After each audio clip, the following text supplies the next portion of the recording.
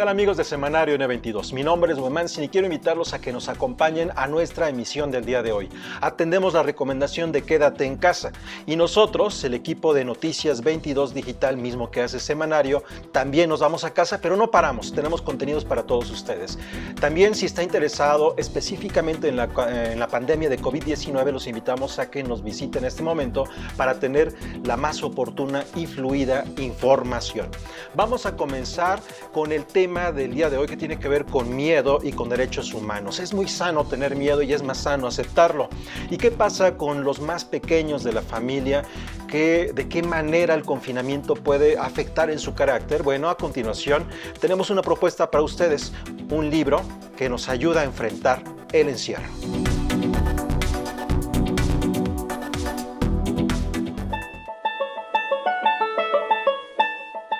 Conforme pasan los días, la cuarentena puede resultar más difícil para todos, pero en particular para las niñas y los niños. En medio de la emergencia sanitaria, Pixelatl, comprometidos en el desarrollo de contenido para los más pequeños del hogar, crearon Los días en que todo se detuvo. Un libro con el que a través de personajes animados responde a las inquietudes de los más pequeños, como ¿qué es un virus? ¿Qué es el coronavirus? ¿Por qué existe el COVID-19 y qué lo hace diferente? E incluso se les explica el por qué están resguardados en casa sin poder ver a sus amigos y a sus seres queridos. Con juegos y actividades lúdicas, se les enseña también la forma correcta de lavarse las manos, a diferenciar los síntomas que podría tener una persona contagiada de COVID-19, qué hacer si te sientes mal, cómo estornudar, cómo toser y sobre todo, cómo guardar una sana distancia. 24 ilustradores mexicanos y un grupo de pedagogos formaron parte de este proyecto. Fieles a la ideología de Pixelatl, comprendieron que esta era una oportunidad para poner al alcance de los más pequeños información que les ayuda a comprender el panorama que estamos viviendo. Hasta hoy, este libro tiene más de 1 millón de descargas y ha sido impreso al español en países como Bolivia, Venezuela, Ecuador, Nicaragua y Costa Rica. Ahora se está traduciendo al inglés, al árabe, al portugués, al francés, al alemán y al rumano. Y en consonancia con su concepto de inclusión, también ha sido llevado al lenguaje de señas. ¿Están listos para aprender? Bueno, esperamos que esta recomendación de Pixelatl les ayude en su familia. Esto que vamos a compartir ahora también esperamos que sea de mucha ayuda. Una conversación con el psicoanalista Diego Zaffa. La pregunta es cómo funciona nuestro cerebro cuando estamos frente a circunstancias límites. Y una de ellas, además, es la del encierro. Vamos a escuchar a Diego Zaffa.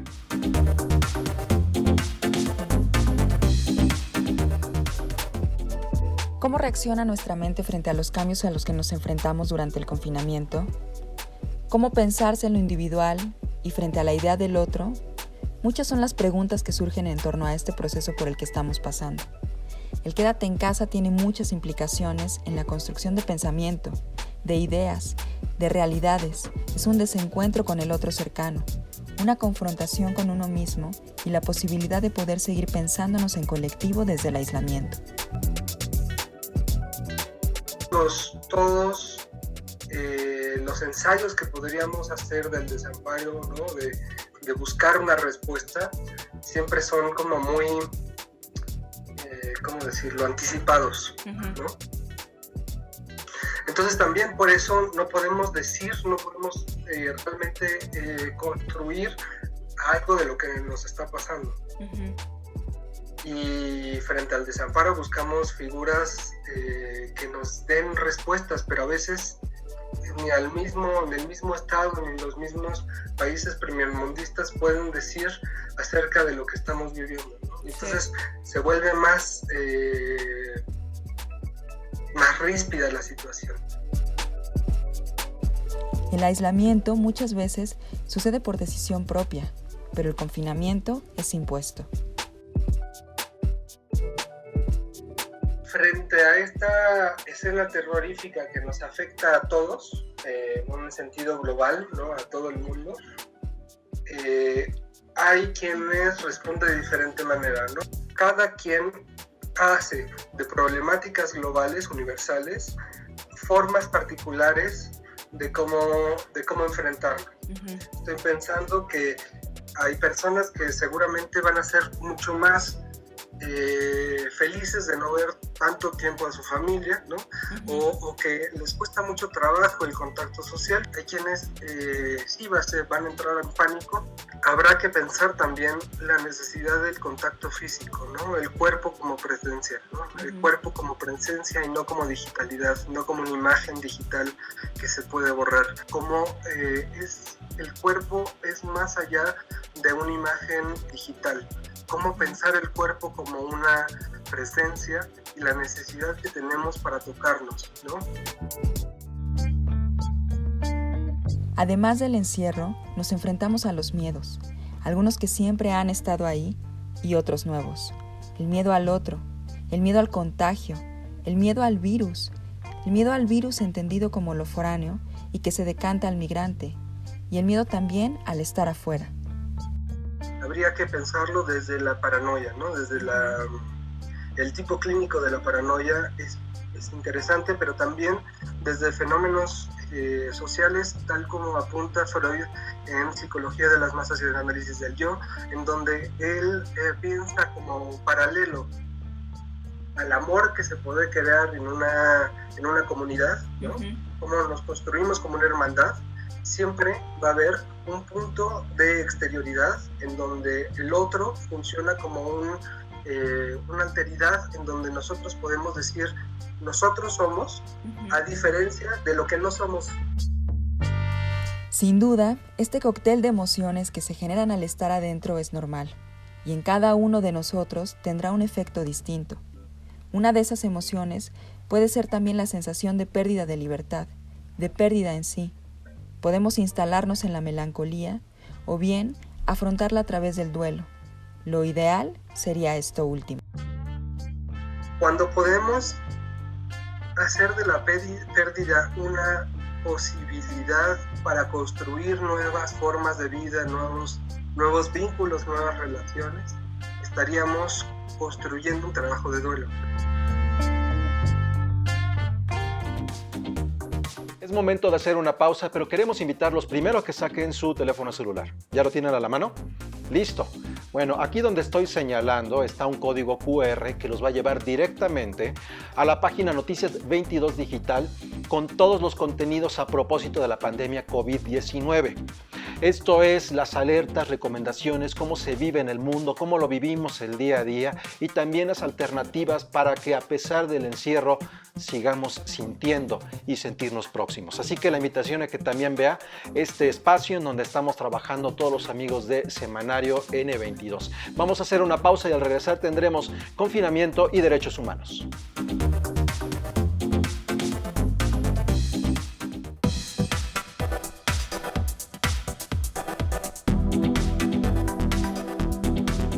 Las posibilidades tecnológicas que tenemos el día de hoy es de conectarnos con todo el mundo. Y eso es lo que hacemos aquí en Noticias 22 Digital y en Semanario N22. Si usted nos echa una visita a nuestra página electrónica, va a descubrir que estamos literalmente conectados con el mundo. Este es el caso de Blanca Moncada, que colabora con Noticias 22 Digital para darnos la alerta de lo que está ocurriendo en Ecuador, uno de los tantos países que ha visto su sistema de salud confrontado con la pandemia. Este es el reporte de Blanca Moncada.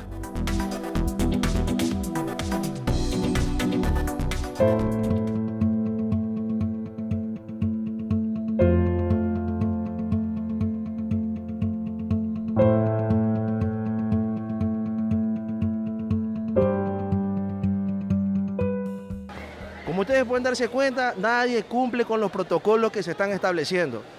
Pocas somos las personas que utilizamos mascarillas, no utilizan guantes la gente que expende, no hay gel antibacterial, no hay alcohol. Estamos en un lugar que debería ser más aireado, está saturado y encima de eso la gente, caso omiso, porque si ustedes pueden ver alrededor, lo que más hay es personas.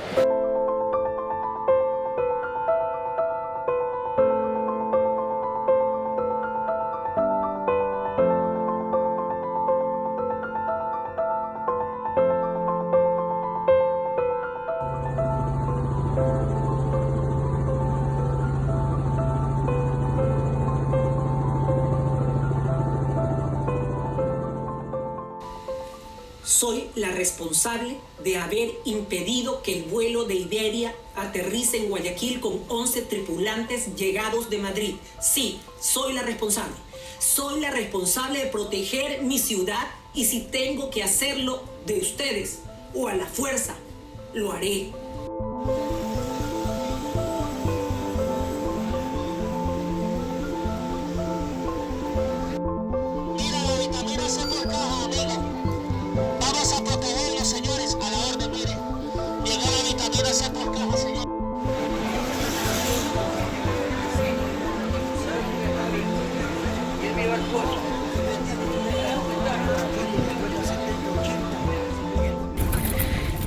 La ciudad está convertida en una ciudad fantasma. Después de las 2 de la tarde ya no puede haber nadie en las calles y ahora mismo estoy yendo a la redacción porque la redacción divide a su personal en 2. La hago por si acaso, es por la mascarilla, la odio de verdad, pero ahora mismo es obligatoria.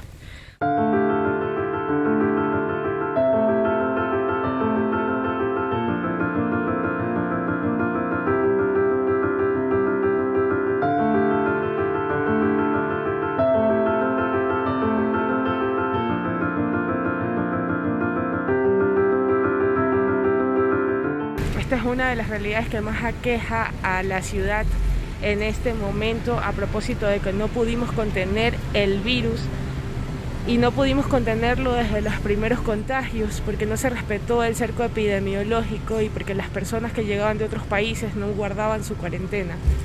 Es una verdad que hay que aceptar y que las autoridades aceptaron cuando aceptaron los contagios comunitarios que ya tenía esta ciudad, que es la más afectada en todo el país.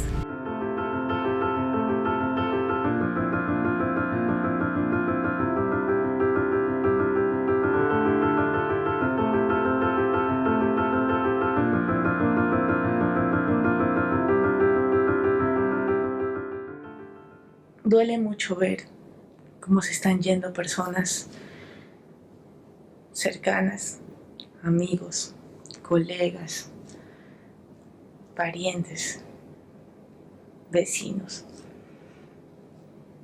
Es una situación muy difícil ver morir a los tuyos en estas condiciones. Solo les pido que reflexionen sobre lo que pasa en Guayaquil y se queden en casa.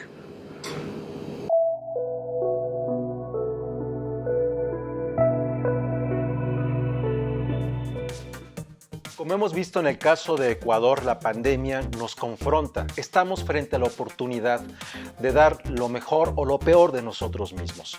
El Alto Comisionado de Naciones Unidas para los Refugiados, ACNUR, en el caso de América, de este continente, ha llevado a cabo muchas acciones para ayudar a los desprotegidos, aquellas personas que ni siquiera tienen un espacio que puedan llamar casa. Esto es lo que está ocurriendo en el momento en América Latina, la parte buena de los seres humanos.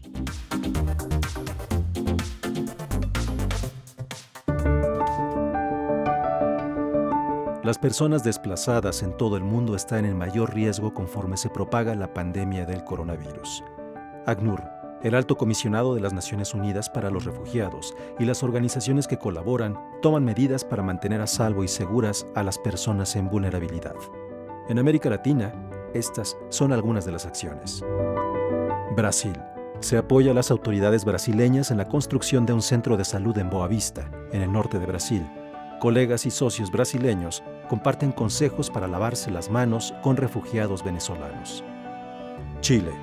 ACNUR y World Vision Chile apoyan a las personas refugiadas y migrantes en situación de emergencia con suministros especiales para enfrentar la crisis. En conjunto con la Federación Internacional de la Cruz Roja, ACNUR entregó canastas de alimentos en Arica como parte de un plan de contingencia por el COVID-19. Colombia. En Cali y Medellín apoyan a las familias vulnerables para prevenir el contagio. Dona 25 alojamientos prefabricados al Hospital de Maicao, en el departamento de Guajira, fronterizo con Venezuela. Ahí mismo presta asistencia y apoyo a niños y niñas que se albergan en el centro de atención. Para la niñez, el confinamiento puede ser difícil de enfrentar. Por eso, Humanity and Inclusion US y Pastoral Social están apoyando a las familias en Maicao con actividades para los niños y asesoría psicológica. En la frontera con Venezuela, instalan infraestructuras que servirán como espacios de observación en hospitales para posibles personas contagiadas. Costa Rica. Ante la emergencia, ACNUR en Costa Rica aumenta la distribución de esta ayuda en efectivo. Ecuador. ACNUR se mantiene en contacto con las personas refugiadas también gracias a las redes sociales. En Lago Agrio distribuye paquetes de higiene a la población privada de la libertad para prevenir el contagio de coronavirus. Samuel, un joven médico venezolano que se vio obligado a salir de su país, ahora le retribuye a la comunidad que lo acogió en Ecuador, ayudando a los ciudadanos mayores a protegerse del COVID-19. Perú. Los más de 4.000 médicos venezolanos que están asilados en Perú colaboran día a día para enfrentar el coronavirus. México. ACNUR está adaptando sus modalidades de atención. Trabaja ante la emergencia del COVID-19 en sus estaciones para población refugiada y solicitante de asilo por vía telefónica y entrega asistencia domiciliaria en Tijuana. El Centro de Información del Sistema de las Naciones Unidas en México creó una página para la publicación de información confiable y verificada sobre el COVID-19, también con el objetivo de contrarrestar la difusión de información falsa. A medida que la pandemia del coronavirus se acelera, cobrando miles de vidas cada día, hay personas, como los cerca de 70 millones de niños, mujeres y hombres desarraigados por la guerra y la persecución, que corren un riesgo más elevado. ACNUR asegura que se necesitan $255 millones para responder a esta emergencia. Es momento de hacer una pausa. Quédese con nosotros aquí en Semanario N22. Al regresar vamos a seguir hablando sobre derechos humanos y qué es lo que está ocurriendo aquí en nuestro país, en México, en este momento en la pandemia del COVID-19. Hacemos una pausa, tenemos más al volver.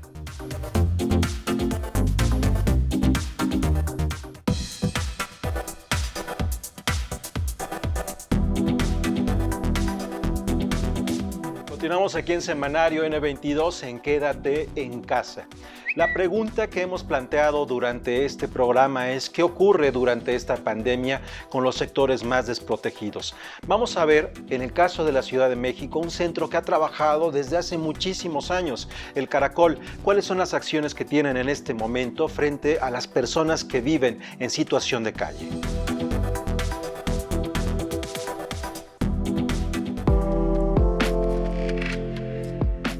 Quédate en casa es una recomendación que resulta difícil cumplir para aquellos que desafortunadamente se encuentran en situación de vulnerabilidad. En la Ciudad de México, el gobierno estima que más de 4.000 personas se encuentran en situación de calle, lo que pone en riesgo ese sector de la sociedad ante la pandemia que se vive en nuestro país. Y uno de los elementos centrales de los cuales la población callejera se ve más vulnerable es precisamente en el acceso a la salud, ¿no? No solo por la discriminación que viven en estos espacios, sino porque su salud sí tiene un deterioro más alto que el que tiene la salud de una persona que está en su casa. Por eso vemos que ahora con la pandemia del COVID-19 corren un alto riesgo no solo de contraer el virus, sino de que al momento de solicitar servicios de salud esto sea complicado. El otro tema delicado que encontramos es que no tienen tanto acceso al agua. Preocupados ante esta situación, la organización El Caracol diseñó la campaña SOS en las calles, por el derecho a la salud en las poblaciones callejeras frente a la pandemia COVID-19, a través de la cual buscan hacerles llegar información para mantener los cuidados básicos. Nosotros por eso diseñamos una campaña preventiva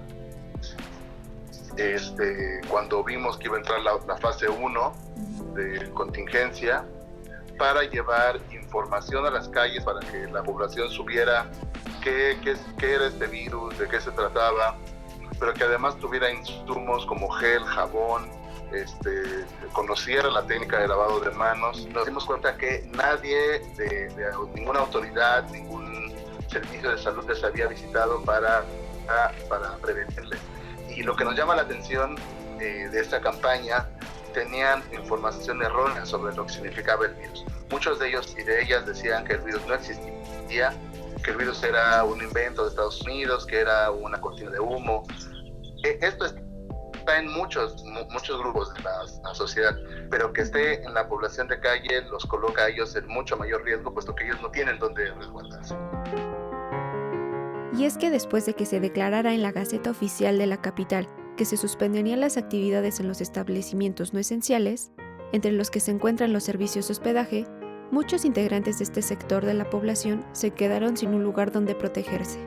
Un elemento que ocupamos las organizaciones para que vayan alejándose de la calle es que vayan rentando espacios temporales, por ejemplo, hoteles, hostales, casas de huéspedes. Ellos no son un foco de contagio. O sea, creemos que una de las grandes batallas que tenemos que dar es contra la discriminación. Yo creo que tenemos que hacer esa reflexión de que no es aislarnos socialmente, es aislarnos individualmente para protegernos, pero tenemos que pensar mucho a nivel social. Creo que es un buen momento para pensar en qué está pasando en este orden social que nos ha llevado a lo individual, que nos ha llevado a pensar en lo que a mí me pasa, no pensar en los demás y en las demás personas. Creo que aquí es momento de hacer un alto social y pensar en las poblaciones pobres, en las poblaciones que viven en la calle, en las poblaciones que tienen que salir a trabajar. Hemos conocido el trabajo que hace esta asociación civil El Caracol con personas en situación de calle en la Ciudad de México, pero ¿qué ocurre con aquellas que se encuentran lejos de su país? ¿De qué manera garantizar que los migrantes tengan acceso a una buena salud y también al cumplimiento de sus derechos humanos? Médicos Sin Fronteras hace eso en todo el mundo y en la delegación mexicana que está dirigida por Luis Jagger vamos a conocer a continuación cuál es el trabajo que están haciendo.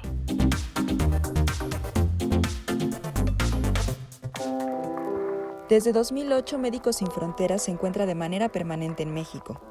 Desde su fundación en Francia en 1971, su labor no solo ha sido brindar asistencia médica, sino también denunciar y dar testimonio de violaciones a derechos humanos.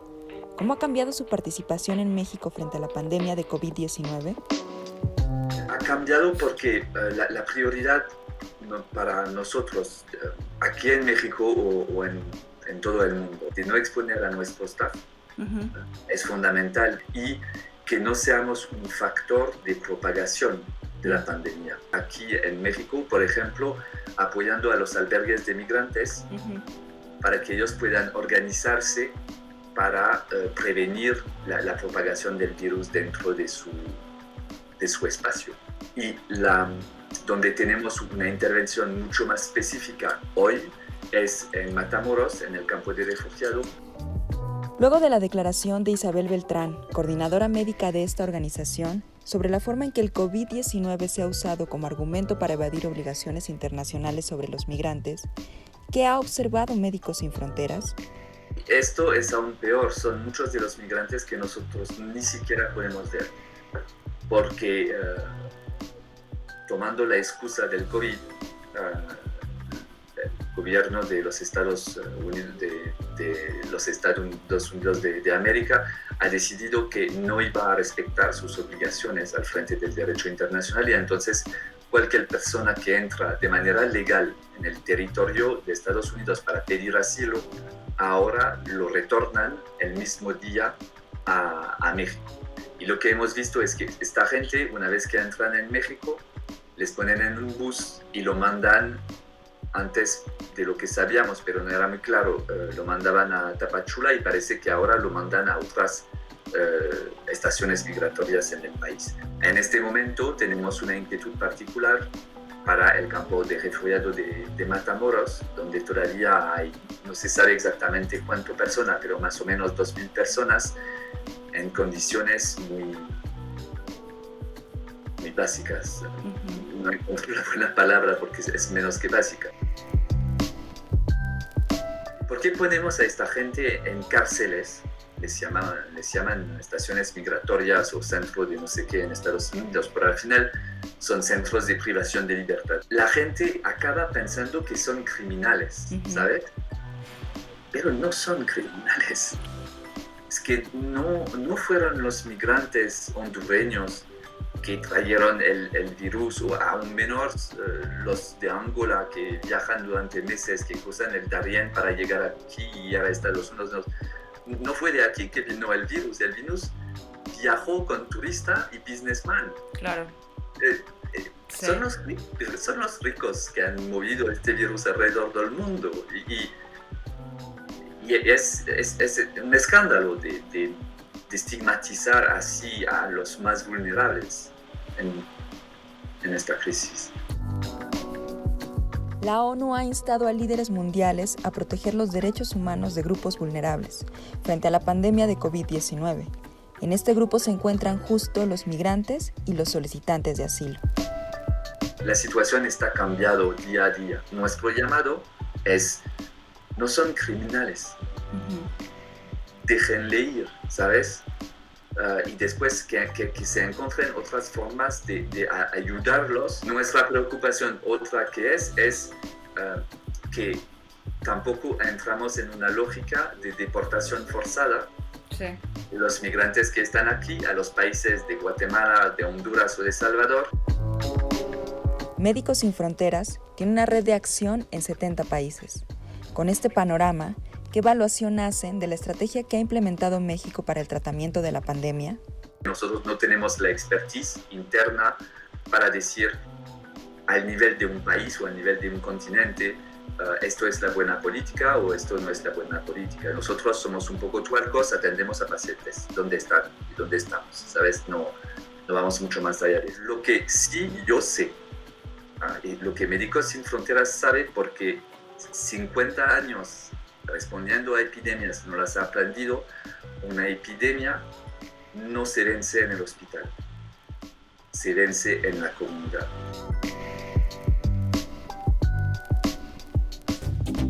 De esta manera llegamos al final de Semanario N22 y así como ha dicho Luis Jagger y también el secretario general de Naciones Unidas, Antonio Gutiérrez, si no integramos a todos los sectores de la sociedad, no podremos enfrentar esta pandemia. Así que hay que trabajar en comunidad, entre personas, entre países y sacar lo mejor de nosotros mismos para crear nuevos paradigmas. Los invitamos a que no se pierdan Noticias 22 Digital. Ahí tenemos contenidos todos los días para que usted y nosotros sigamos en casa y sigamos trabajando. Este equipo que también hace Semanario N22 los invita a que nos sigan a lo largo de la semana y nos veamos aquí dentro de una semana.